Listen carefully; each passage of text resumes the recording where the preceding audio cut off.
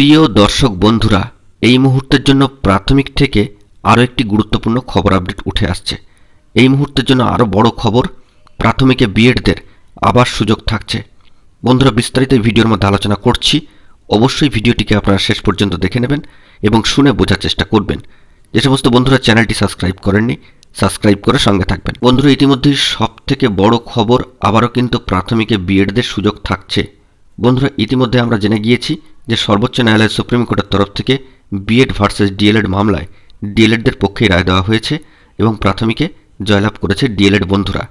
B Ed প্রার্থীরা কিন্তু সেদিক থেকে বাদ পড়ে গিয়েছেন। কিন্তু প্রাথমিকে আবার অন্যদিক থেকে একটি বিষয়, বিএড প্রার্থীদের সুযোগ থাকছে। আসুন আমরা সেই বিষয়টিকে একেবারে সঠিকভাবে জেনে নেওয়ার চেষ্টা করি। হাওড়া জেলার ডিপিএসসি তরফ থেকে শিক্ষা ভবন একটি গুরুত্বপূর্ণ বিজ্ঞপ্তি দিয়েছে। সেখানে প্রধান শিক্ষক নিয়োগের ক্ষেত্রে অবশ্যই বিএড যে সমস্ত প্রার্থী রয়েছেন তারা আবেদন করতে পারবেন। এক্ষেত্রে একটা বিষয় বলে রাখা ভালো যে তাদেরকে অবশ্যই কিন্তু ইন সার্ভিস হতে হবে। অর্থাৎ এখানে যে এলিজিবিলিটি ক্রাইটেরিয়া দেওয়া রয়েছে তাতে প্রধান শিক্ষক হিসাবে আবেদন করতে গেলে তাদেরকে আগে পূর্বের শিক্ষক বা শিক্ষিকা হিসাবে কিন্তু কর্মরত হতে হবে। এবং এলিজিবিলিটি ক্রাইটেরিয়ার 4 নম্বর যে পয়েন্টটি আপনারা লক্ষ্য করতে পাচ্ছেন, একটু ভালো করে লক্ষ্য করুন। এখানে কিন্তু স্পষ্ট করে দেওয়া রয়েছে, teacher having with DEd special education or equivalent, B.Ed or equivalent or B.Ed special education obtained from recognized institution and completed accordingly 6 months special program in elementary education as per NCT norms and getting A category of scale of pay।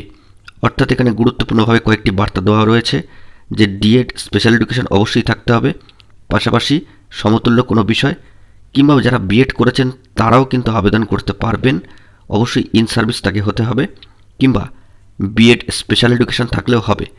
পাশাপাশি তাদেরকে অবশ্যই 6 মাসের যে special programme রয়েছে NCT অনুমোদিত bridge course, সেটিও কিন্তু সম্পন্ন করে থাকতে হবে এবং এ ক্যাটাগরি স্কেলের বেতন কিন্তু তাদেরকে পেতে হবে।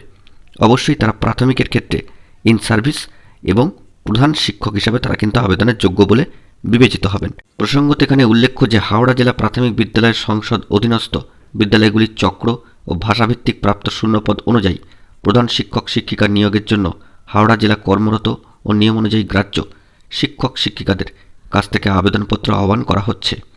এক্ষেত্রে বিস্তারিত বিবরণ কিন্তু জেলা সংসদ অফিস এবং জেলার সমস্ত অপর বিদ্যালয় পরিদর্শক অফিসের নোটিশ বোর্ডে দেওয়া হয়েছে, এমনটাই সামাজিক গণমাধ্যম সূত্রে খবরে বেরিয়ে আসছে। প্রাথমিক স্কুলের প্রধান শিক্ষক নিয়োগের নিয়মে আমূল বদল করা হয়েছে, ফিরিয়ে আনা হয়েছে বাম আমলের নিয়মকানুন। অর্থাৎ এবার থেকে প্রাথমিক স্কুলের প্রধান শিক্ষক নিয়োগের ক্ষেত্রে অনুমোদন দেবেন জেলা স্কুল পরিদর্শকরা।